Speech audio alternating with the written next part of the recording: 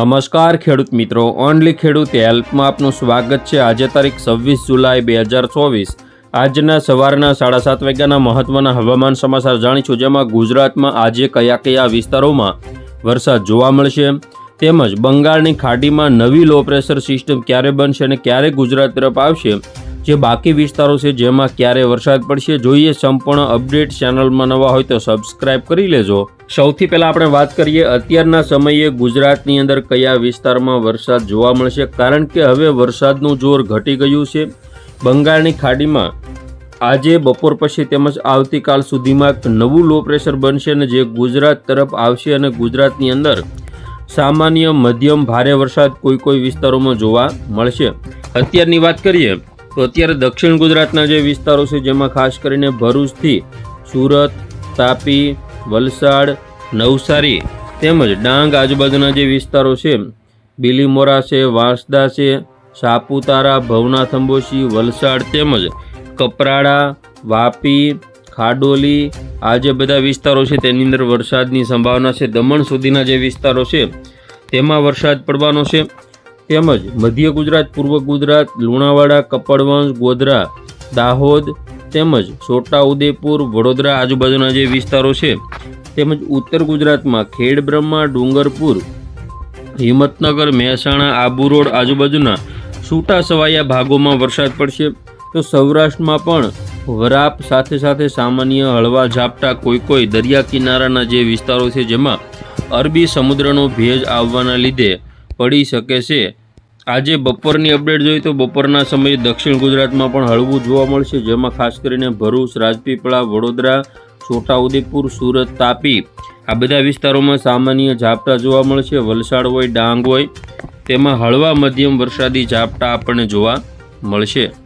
સાંજના સમયની અપડેટ જોઈએ, જેમાં ખાસ કરીને જીએફએસ મોડલ અનુસારની વાત કરીએ તો કપડવંજ છે, લુણાવાડા, ગોધરા, દાહોદ, નડિયાદ, ધોળકા, વડોદરા, છોટાઉદેપુર, ખંભાત આજુબાજુના વિસ્તારો તેમજ ભરૂચ, રાજપીપળા, સુરત, તાપી તેમજ વલસાડ, નવસારી અને ડાંગ જિલ્લાની અંદર ખાસ કરીને સામાન્ય હળવો મધ્યમ ભારે વરસાદ જોવા મળશે।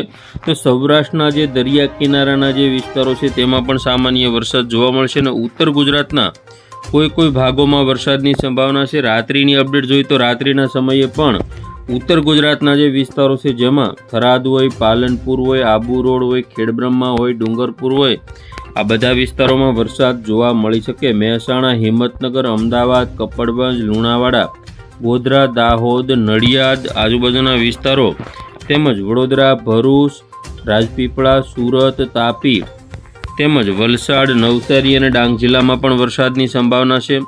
તો ખાસ કરીને આવતીકાલે વહેલી સવારે આપણે જોઈએ તો બંગાળની ખાડીમાં જે સિસ્ટમ બનવાની હતી તે કોરબા આજુબાજુ તેનું કેન્દ્રબિંદુ હોય છે અને ગુજરાત તરફથી આગળ વધી રહી છે। 23 તારીખે બપોર પછી ગુજરાતની અંદર પૂર્વ ગુજરાતના જે ભાગો છે અને દક્ષિણ ગુજરાતના જે ભાગો છે તેની અંદર તેની અસર જોવા મળશે, કારણ કે નાગપુર આજુબાજુ સિસ્ટમ પહોંચી જશે।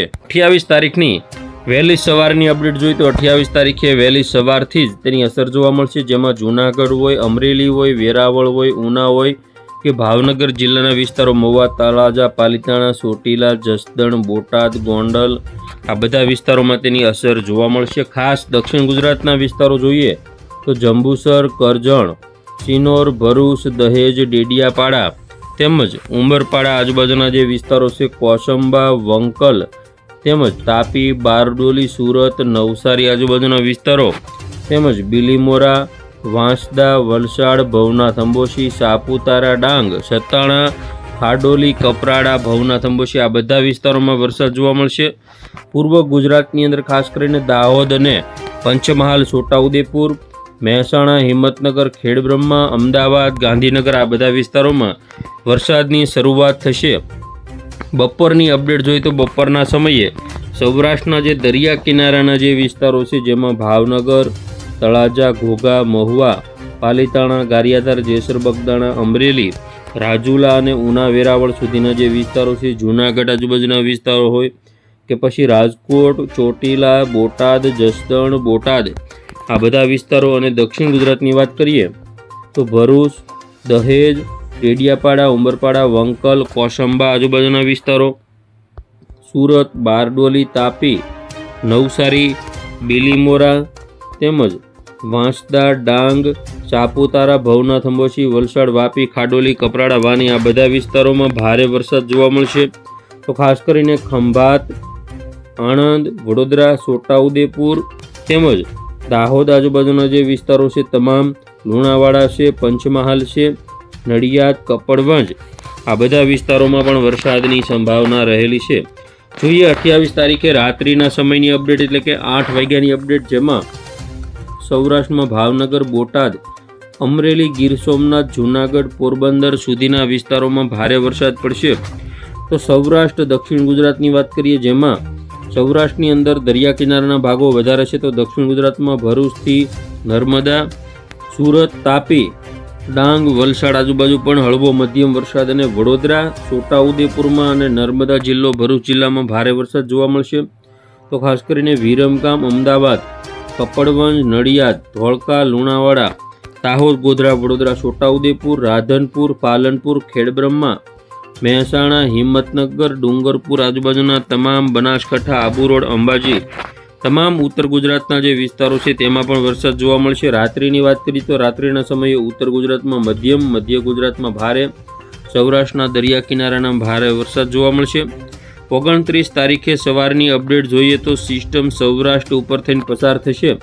કચ્છના જે વિસ્તારો છે તેમાં પણ 29 તારીખે અને ઉત્તર ગુજરાત, મધ્ય ગુજરાતના વિસ્તારોમાં પણ ભારેથી અતિભારે વરસાદ કોઈ વિસ્તારોમાં જોવા મળશે. હવે વાત કરીએ આપણે ખાસ કરીને આ સિસ્ટમ 1લી, 2જી, 3જી તારીખમાં પણ એક નવી સિસ્ટમ આવશે, જે પણ ગુજરાતના તમામ વિસ્તારોની અંદર વરસાદ લાવશે. ખાસ કરીને સૌરાષ્ટ્રના વિસ્તારો હોય તેમજ ઉત્તર ગુજરાતના વિસ્તારો હોય, આ બધા વિસ્તારો ઉપર સિસ્ટમ પહોંચી શકે છે. તો ખેડૂત મિત્રો, હવે આપણે જોઈએ પવનની ઝડપ કેવી રહેશે. હવે જોઈએ આપણે અત્યારની સૌથી પહેલાં પવનની ઝડપ કેવી રહેશે. તો અત્યારે સૌરાષ્ટ્રમાં 50 કિલોમીટર પ્રતિ કલાકની છે. આજે બપોર પછીના સમયે સૌરાષ્ટ્રમાં 53, કચ્છની અંદર 54, દક્ષિણ ગુજરાતમાં 55 કિલોમીટર પ્રતિ કલાક. આવતીકાલે બપોર પછી પવનની ઝડપ કચ્છની અંદર 47, સૌરાષ્ટ્રમાં 49, દક્ષિણ ગુજરાતમાં 48 કિલોમીટર પ્રતિ કલાક.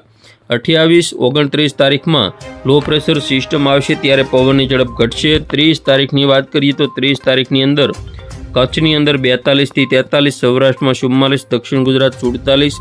31 તારીખમાં પણ કચ્છની અંદર 50, સૌરાષ્ટ્રમાં 39, દક્ષિણ ગુજરાતમાં 51 કિલોમીટર પ્રતિ કલાક.